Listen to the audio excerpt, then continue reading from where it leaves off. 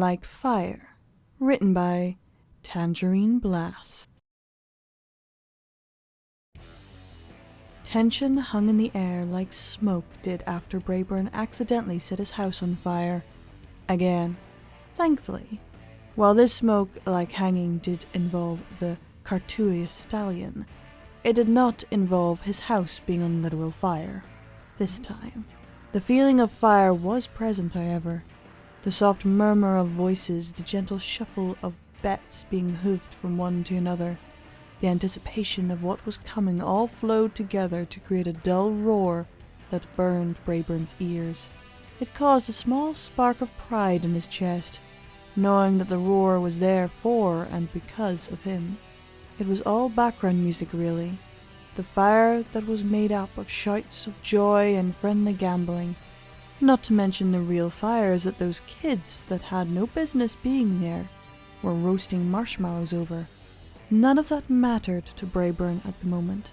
The only thing he saw, the only thing he comprehended, was a pretty buffalo sitting across from him. Wait, what? No, that's not what he meant. Sure, little Strongheart was fairly attractive, the correct term was cow, but Brayburn thought that was a tad offensive to his buffalo friend. Sure, she was pretty and nice and smelled of honey and had fire in her eyes that Brayburn thought mingled just right with his slightly less burning fire, but none of that was important at the moment, and certainly not the reason he was focused so intently on her. The reason for his interest at that exact moment was that Brayburn and Strongheart were about to undertake in the greatest competition of their life. This was the day it would be decided. This was the event that the age-old question would be answered. This was the duo that would finally decide if buffalo or ponies were the superior race. This was the moment history would be decided. Basically, the two were going to hoof wrestle, and the winner got unlimited bragging rights and a sticker that the marshmallow roasting kids thought looked cute. Also, some bets were being made on them, so there was a lot of pressure. Brayburn stared at Strongheart, their faces identical in the confident smirk they wrote. "Y'all sure you want to go through with this?" Brayburn asked, his face trying to outmatch hers in the smirking area. "We could save you a heap load of embarrassment if you back down now." "I wouldn't count me out just yet," little Strongheart replied nonchalantly. Dang it, how did her smirk have more fire than his? She wasn't even trying, for Pete's sake. "I may not look like all that much, but I've bested some of the strongest buffalo in my tribe." Brayburn stole a glance around his friend to the buffalo in the background. They were the biggest source of the background fire. They chuckled and laughed to themselves, and it made a warm smile spread across Applehorse's face to see them conversing with some of the settler ponies. It was nice to see them still getting along. The biggest thing about the buffalo and what Brayburn was focusing on was, well, them.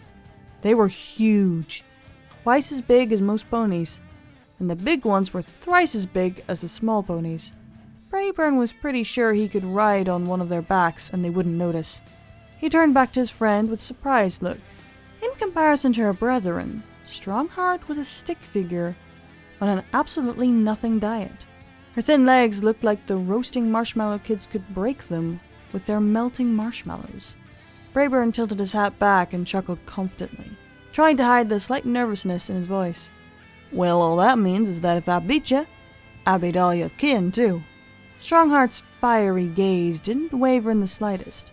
If nothing else, her smirk got bigger. "Well, I suppose that's true, but you still have to see if you can beat me. Ref?" She waved a hoof at a stallion that neither of them had met before this day. Perfect for being an unbiased ref. "We're ready to start, I think." The ref nodded and stood at attention next to the two dueling individuals. The colors of his coat also reminded Brayburn of fire.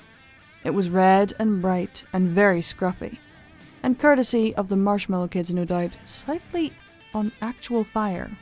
He was scrawny and small with an unfortunate mane cut and face that made him look about as respectable as a turkey with a sombrero on its head. Despite his unfortunate appearance, everyone was aware of the power that he possessed in the small whistle around his neck, and as he stood there looking ridiculous with his slightly burning fur, the background fire, metaphorical or otherwise, died to a low flicker.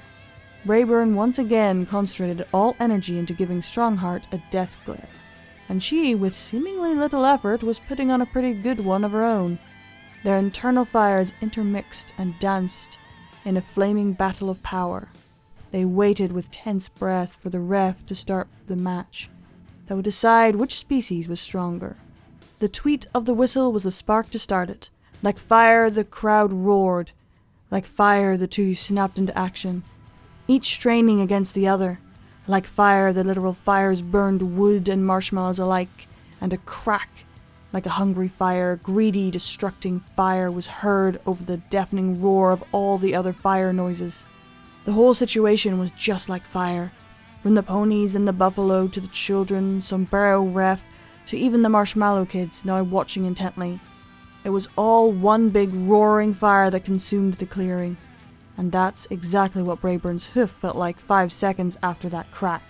Like fire. The girliest scream anyone in the crowd had ever heard silenced all the other fires to a splutter, even the literal ones.